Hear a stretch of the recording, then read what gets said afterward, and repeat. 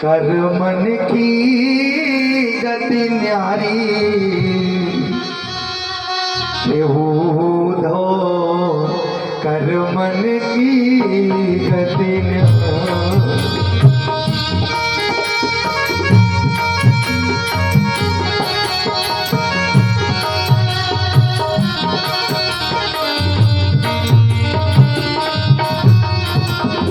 दुनिया में आप सबसे बच सकते हो, लेकिन अपने द्वारा किए गए कर्म से नहीं बच सकते।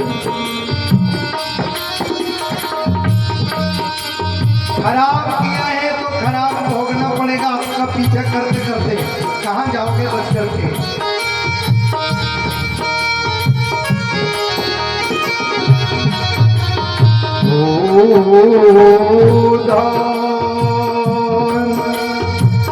कर मन की गति न्यारी, कर मन की गति न्यारी। बगुला स्वयं रूप कर धारण, बगुला से रूप कर धारण। बगुला ऊपर से इतना सफेद होता है लेकिन खाता क्या है? कीड़े की खाता है। कोयल को इतनी मीठी वाणी देती लेकिन ऊपर से काली है। का बगुला बगुला श्वेत रूप करे धारण, कोयल सब विधिकारी। कर मन की गति न्यारी, कर मन की गति न्यारी,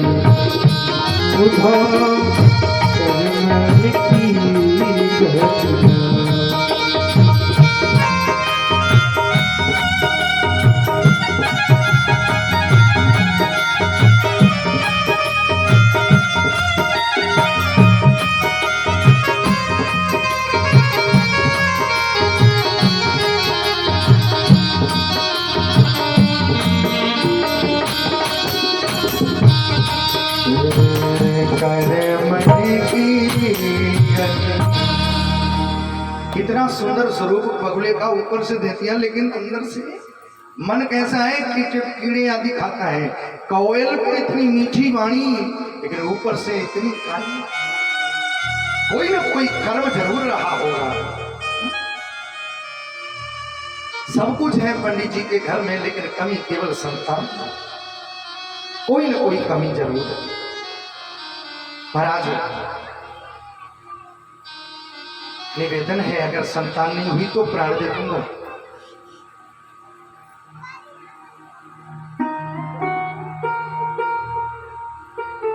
महात्मा ने मन में विचार किया कि चलो पहले ब्राह्मण को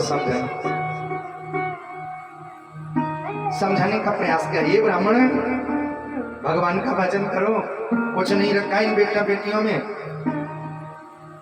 विवेकम तो समासाते त्यज संसार वासनम। अपने विवेक को ज्ञान को जगाओ, बेटा बेटियों में कुछ नहीं रखा है। भगवत भजन में मस्त हो जाओ, बस आप आनंद लो। भजनानंदी होकर के ब्रह्मानंद का आनंद लो। ब्राह्मण बोला सुनो, ये जो आप प्रवचन हमें दे रहे हो ये हम भी बहुत अच्छे से देना चाहते हैं, लेकिन इस समय आपका प्रवचन हमें नहीं सुहाता है। हमें तो इस समय केवल एक ही बात समझ में आती है, कैसे भी हमारे घर में कोई पुत्र हो जाए। ब्राह्मण ने कहा, संत ने कहा, देखो भैया, राजा सगर के 60,000 बेटा थे, एक भी बेटा का सुख राजा सगर को मिला।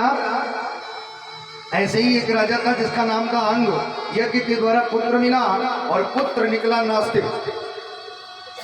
जिस पुत्र के लिए यज्ञ किए उसी पुत्र ने राजा को घर छोड़ने पर, राज्य छोड़ने पर मजबूर कर दिया। तो तुम संतान होने के बाद सुखी हो जाओगे, इसकी कोई गारंटी?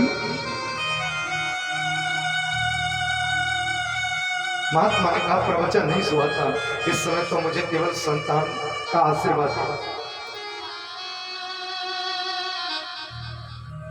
और ऐसा करने के बाद में संत ने कहा कि लगता है ये ऐसे नहीं, इस पर बात वाला भूत नहीं, इस पर लात वाला ही भूत सवार है। कुछ लोग ऐसे होते ही हैं, बड़े बुजुर्ग समझा समझा करके परेशान हो जाते हैं, लेकिन वो अपनी जिद पर अड़ा रहता है, नहीं नहीं हमें तो ये करना ही है। तो जब तक वो ठोकर नहीं खाता तब तक उसकी समझ में नहीं आता। ब्राह्मण ने कहा कि नहीं नहीं मुझे नहीं, मुझे तो पुत्र चाहिए। और ऐसा कहने के बाद में उस ब्राह्मण को संत ने फल दिया। यहां पर एक प्रश्न उठता है कि संत मिलते कैसे? हमारे जीवन में जब संत का प्रादुर्भाव हो तो उसका कारण क्या है? एक तो चलकर के संत मिलता है और एक हम चलकर के जाते हैं। एक वो आता है और एक हम जाते हैं, तो दोनों का कारण क्या है? चलकर के जाने में कौन सी बात है और जो घर स्वयं पधारे उसमें कौन सी विशेषता है? रामचरितमानस में दो चीजें संतों के समागम मिलन के लिए बताई गई हैं। संत समागम कब होता है? ओम प्रकाश जी, कहा गया है जब व्यक्ति के पुण्य उदय होते हैं तब कैसे संत मिलता है? पुण्य पुंजविन मिलहिन संता, उत्तर कांड कहता है। जब तक व्यक्ति के पुण्य उदय नहीं होते तब तक संत नहीं मिलता, और जब पुण्य उदय होते हैं तब क्या होता है? पुण्यों का ये प्रभाव होता है कि आपको संत के पास भेज देते हैं। ये तो नहीं आपके कर्म की, प्रारब्ध की बात, पुण्य की बात, लेकिन जब भगवान कृपा करता है तब क्या होता है? तब संत ही खींचा चला आता है। सुंदर कांड कहता है बिनु हरि कृपा मिले नहीं से। जब भगवान कृपा करता है तो संत ही दरवाजे पर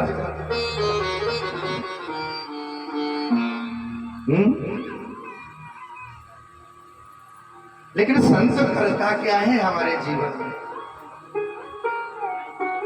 क्यों भाई सुनेंगे?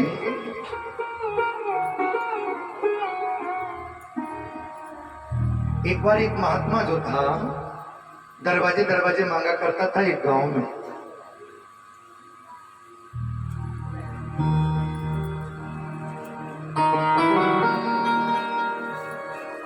हर दरवाजे पर जाए भिक्षाम देही। अच्छा एक बात पूछे आपसे, कथा समझ में आ रही है कि नहीं? है?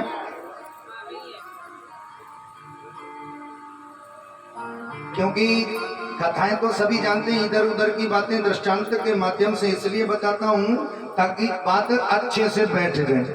कथाएं तो सबकी खूब सुनी हुई।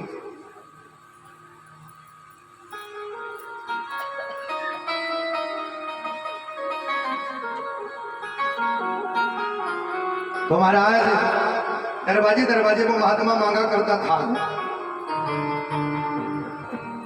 लेकिन एक दरवाजा जरूर मांगता था, लेकिन वहां कुछ मिलता नहीं था, आधा रोज था। हाँ?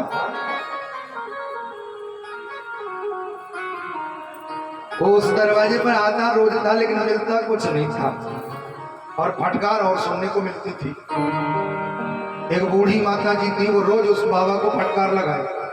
हट्टा कट्टा होकर के भी भीख मांगता है। ये कोई भीख मांगने की उम्र है? भाई कोई कमजोर व्यक्ति हो तो उसे, चलो कमजोर है तो उसे भीख दे दो। और ये हट्टा कट्टा होकर के भी भीख मांगता नहीं, डल्ला कहीं का, जा कुछ नहीं मिलेगा।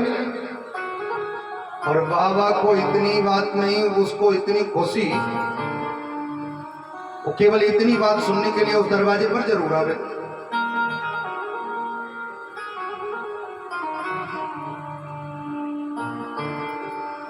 दरवाजे पर, उस दरवाजे पर जरूर आवे। लेकिन एक दिन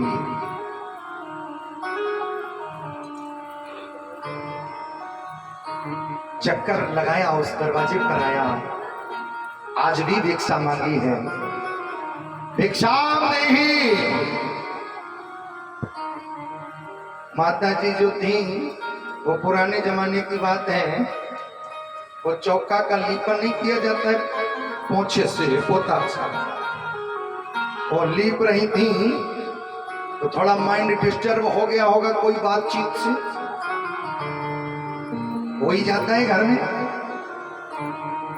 तो थोड़ा माइंड आउट थी, तो उन्होंने मन में विचार किया आ गया आज भी, तो गुस्से में उठा करके वही पोंछा फेंक के मार दिया, ले ले जा, अब पूरी ताकत से फेंक के मारा, क्रोध में छपाक से लगा महात्मा जी को, छप सा गया, लेकिन धन्य है महात्मा सहन कर गया। उस महात्मा ने मन में विचार किया कि जिस दरवाजे से आज तक कभी कुछ भी नहीं मिला, आज कुछ तो मिला है, भले ही पूछा सही, कुछ मिला।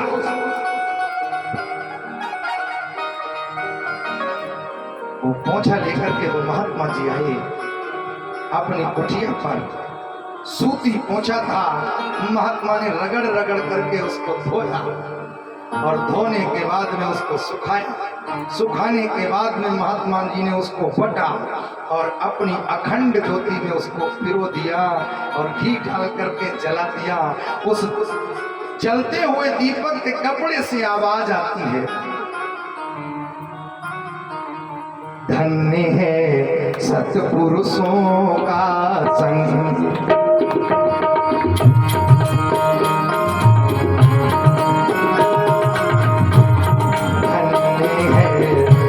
पुरुषों का संग,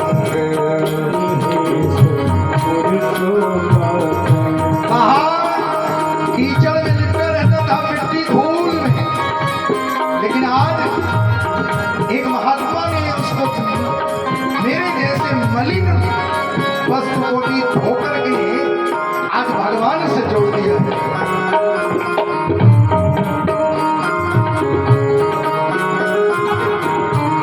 बदल दे जो जीने का ढंग, बदल दे जो जीने का ढंग, बदल दे जो जीने का ढंग, बदल दे जो जीने का ढंग, धन्य है सत्पुरुषों का संग, सत्पुरुषों का संग, धन्य है सत्पुरुषों।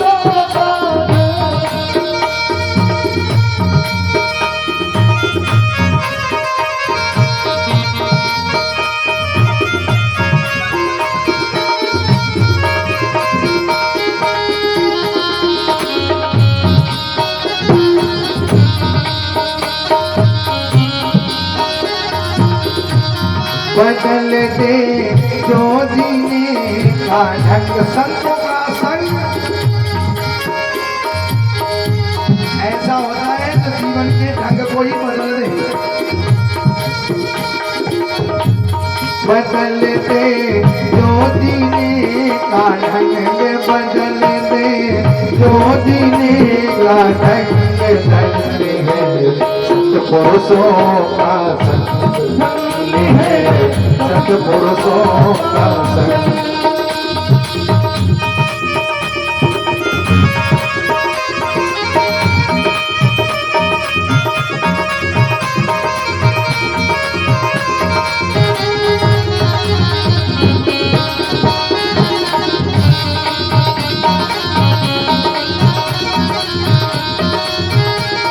बदल दे जो जीने का ढंग, बदल दे जो जीने का ढंग, सत्पुरुषों का संग, धन्य है सत्पुरुषों का संग, धन्य है सत्पुरुषों। सच्चे संत का सानिध्य जो है जीवन में परिवर्तन ला देता है। क्या करना है? अगर किसी सच्चे संत से जुड़े हो तो आपकी बुद्धि कितनी भी मलिन हो, एक दिन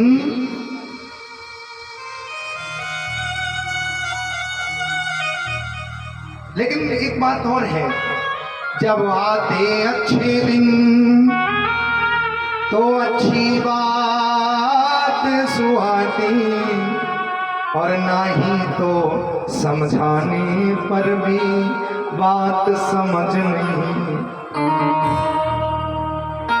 समय बढ़िया आने वाला है तो अच्छी बात बड़े अच्छे से समझ लेते, और नहीं तो समझा समझा करके भी हार जाओ, कुछ नहीं।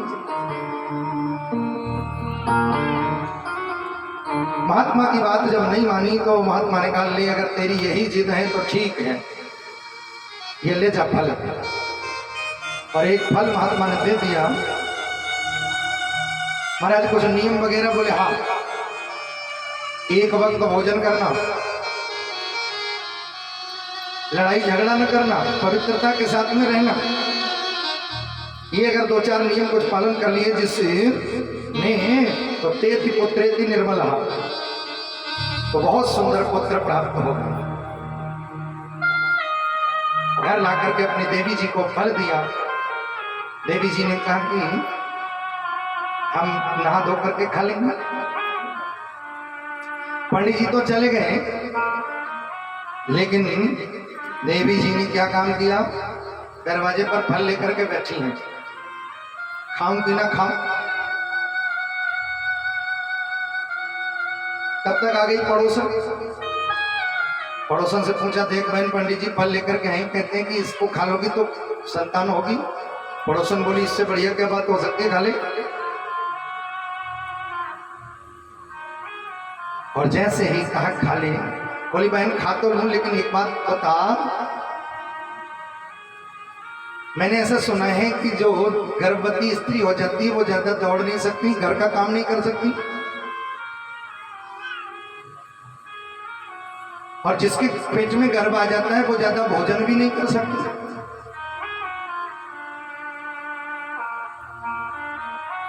तो अगर भोजन नहीं करूंगी तो इतने बड़े घर का काम अकेले ही कर जाती हूँ, तो भोजन नहीं जब पेट में पहुंचेगा तो शक्ति कम हो जाएगी, और जब शक्ति शरीर में नहीं होगी तो इतने बड़े घर का काम कैसे कौन करेगा। जो खटपट करने वाले व्यक्ति होते हैं वो कोई न कोई सद्गुण में भी दुर्गुण निकाल लेते हैं, और जो सही व्यक्ति होते हैं, सद्बुद्धि वाले व्यक्ति होते हैं, वो अवगुण में भी सद्गुण ढूंढ लेते हैं। खटपट करने वाली धुंधली देवी की बुद्धि सद्गुण में भी दुर्गुण ढूंढ रही है। बोले इतने बड़े घर का काम कैसे कौन करेगा। बहन एक बात बताओ, मैंने ऐसा सुना है गर्भवती स्त्री ज्यादा तेज दौड़ नहीं सकती। बहन कहीं मेरे घर में आग लग गई तो फिर सब तो भाग जाएंगे, मेरा तो मरना ही होगा। पड़ोसन बोली, कहा तेरे घर में आग लग रही है, कहा तुझे दौड़ना भागना है, तू तो भगवान का नाम ले और फल खा। अच्छा ठीक है मैं फल खा लेती हूँ, लेकिन एक बात बताओ, जो तर्की व्यक्ति कुतर्की होते हैं, तर्क तो ठीक है, लेकिन कुतर्की व्यक्ति सामने वाले की बात को स्वीकार नहीं करता। जैसे दो व्यक्ति लड़ रहे थे,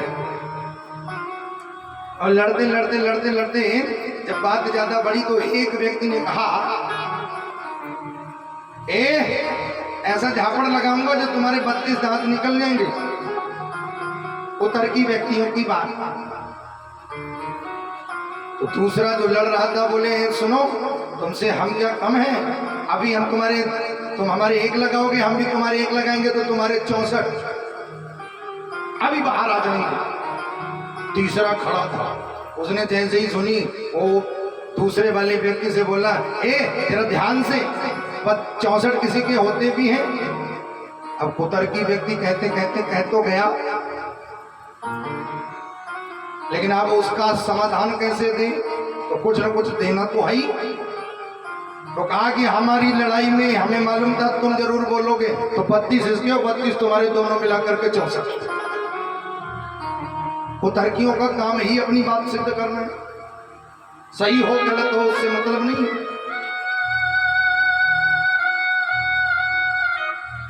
तो कहा कि फल खा, इतनी कुतर्क किए, इतने कुतर्क किए, फल को नहीं खाया। बोले ये काम है और बता दो हमारा समाधान। बोली बहना मैंने ऐसा सुना है पुराण में कि सुखदेव जी अपनी माँ के गर्भ में 12 वर्ष तक रहे, तो मेरा बेटा भी कहीं 2-4 वर्ष रह गया तो मेरा तो तदा में मरणम भवेत्, मरना तो मेरा ही होगा। इसलिए मुझे बेटा बेटी के चक्कर में नहीं पड़ना है, मुझे इस फल को नहीं खाना है। और फल नहीं खाया।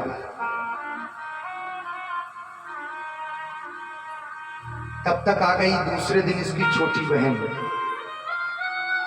और छोटी बहन ने आकर किसका माथा और खराब कर दिया।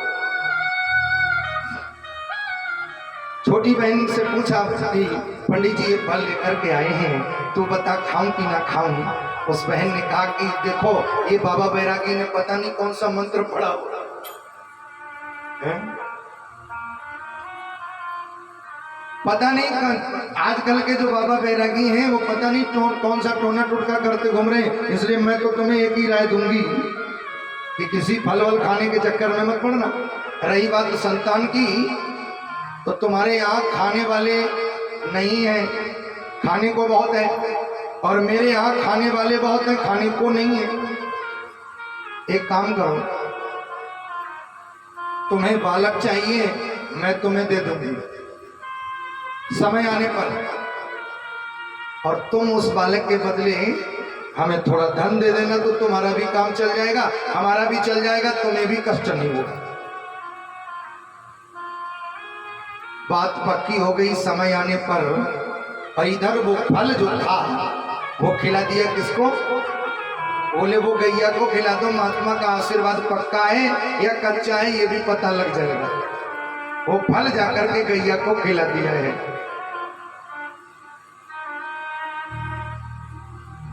फल खिलाने के उपरांत जो है समय आने पर, जैसे ही समय आया तो उस धुंधली की बहन ने बच्चा ला करके दे दिया, और उसी के ठीक 3 महीने के बाद में गाय के द्वारा भी एक बेटा पैदा हुआ है। पूरा शरीर मनुष्यों के जैसा है, लेकिन कान जो है वो गैया के जैसे।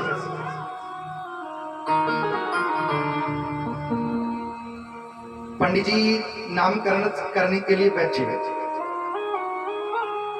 अपने बेटे का नाम रखा है, जो गैया का बेटा था इसके कान गैया के जैसे हैं, इसलिए हम इसका नाम गोकर्ण रखते हैं।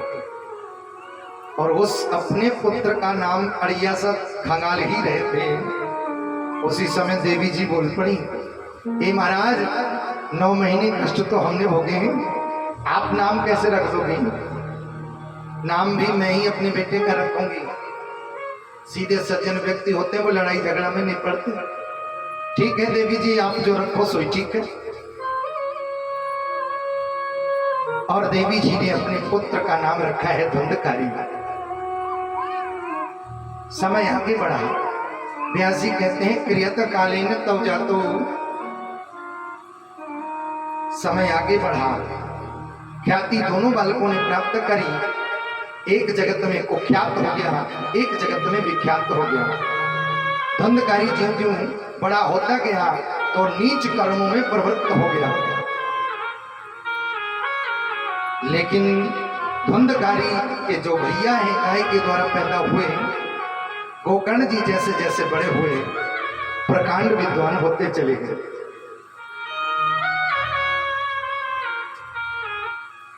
एक दिन ये नित्य प्रति मदिरा पान करने लगा धुंधकारी। जरा ध्यान से सुनिएगा आपका था।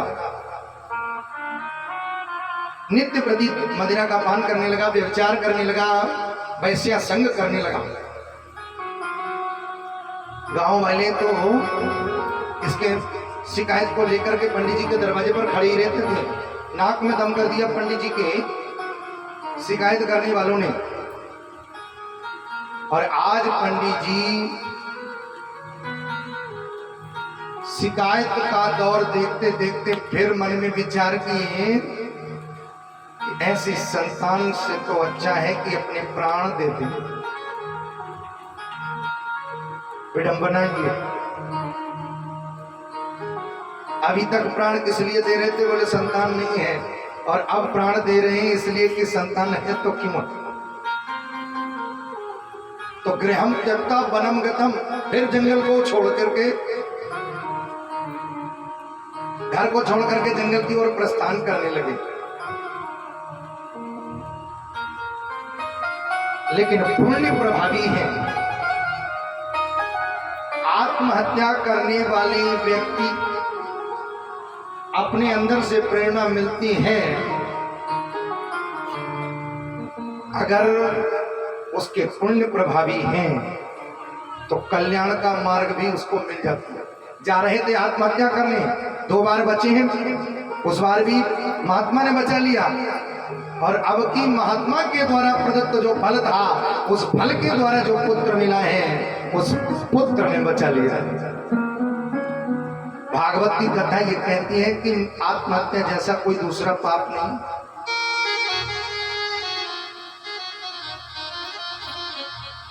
ये मनुष्य शरीर 84 लाख योनियों के बाद में मिला है सुधाकर भैया, और उसको भी हमने आत्महत्या के माध्यम से नष्ट कर लिया। और आत्महत्या करने वाले की मुक्ति नहीं होती। तो करते क्यों हैं? करते इसलिए हैं क्योंकि आत्मदेव ब्राह्मण को उस समय भी पंडित जी जो मरने के लिए गए थे तो संत का संग मिल गया था, इसलिए बचा लिया। अब की बार संत के आशीर्वाद ने बचा लिया।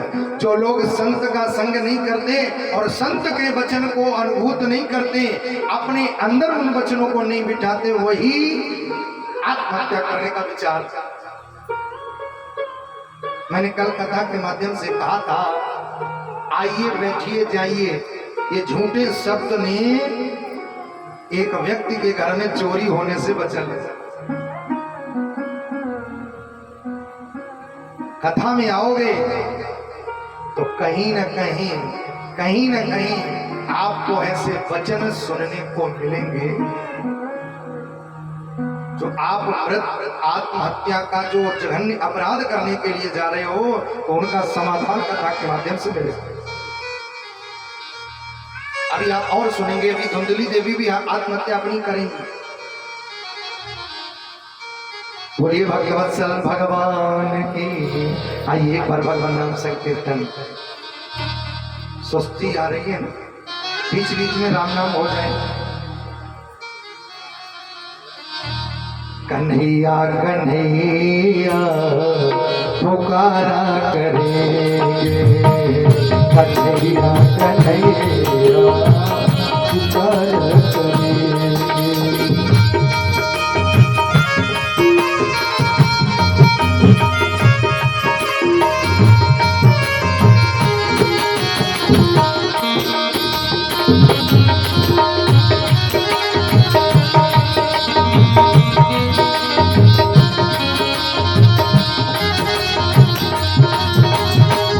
कन्हैया कन्हैया कन्हैया कन्हैया कन्हैया कन्हैया कन्हैया कन्हैया।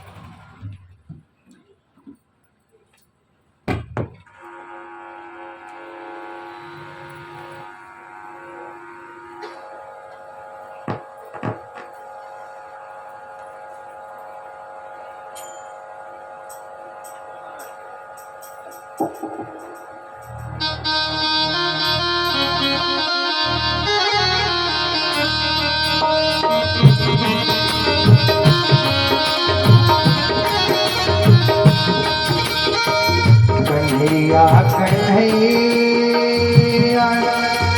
देखिए कलयुग केवल नामाधारा। अभी भी मैं देख रहा हूँ कल कथा प्रारंभ हुई, थोड़ा थोड़ा कलयुग का प्रभाव दूर हो रहा है, लेकिन कुछ लोगों के मुंह पर अभी भी कलयुग बैठा है। कुछ लोग चाह कर भी नहीं बोल पा रहे, मुंह अपना नहीं खोल पा रहे। ये कलयुग उनका ये मुंह पकड़े हुए है कि तुम्हें नाम बोलने की नहीं देंगे तो तुम्हारी गति हो सदगति हो। इसलिए सभी लोगों से निवेदन है, भगवान नाम के द्वारा अपने मुख द्वार से कलयुग को हटाइए और हमारे साथ गाइए। कन्हैया कन्हैया कन्हैया कन्हैया कन्हैया कन्हैया कन्हैया कन्हैया पुकारा करेंगे। कन्हैया कन्हैया पुकारा करेंगे। कन्हैया कन्हैया पुकारा करेंगे। कन्हैया कन्हैया पुकारा करेंगे। कन्हैया कन्हैया पुकारा करेंगे। लताओं में ब्रज की गुजारा करेंगे। लताओं में ब्रज की गुजारा करेंगे।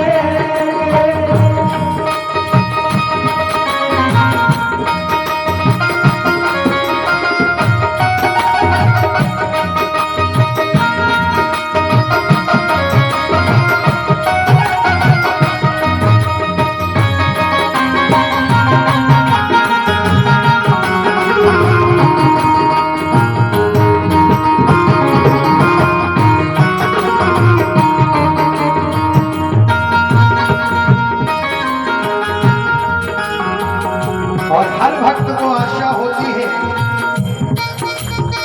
कभी तो मिलेंगे वो बांके बिहारी। कभी तो मिलेंगे बांके बिहारी। कभी तो मिलेंगे। मीरा ने इंतजार किया, बांके बिहारी सबरी ने इंतजार किया, कभी तो मेरे राम आएंगे। हर भक्त को आशा होती है जीवन में कभी तो भगवान आप पर द्रवीभूत होंगे। कभी तो मिलेंगे वो बांके बिहारी। कभी तो मिलेंगे वो बांके बिहारी। राह में उनकी निहारा करेंगे। कन्हैया कन्हैया पुकारा करेंगे। कन्हैया कन्हैया पुकारा करेंगे।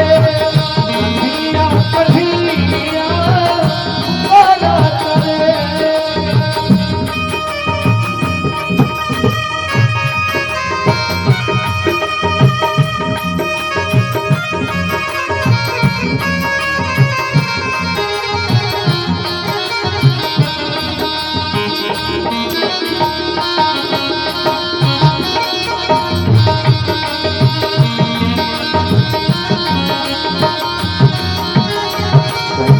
कन्हैया पुकार।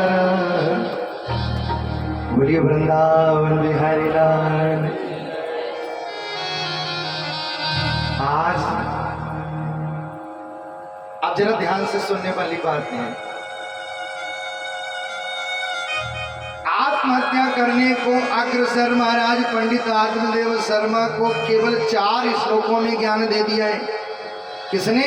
उस गैया के बालक ने।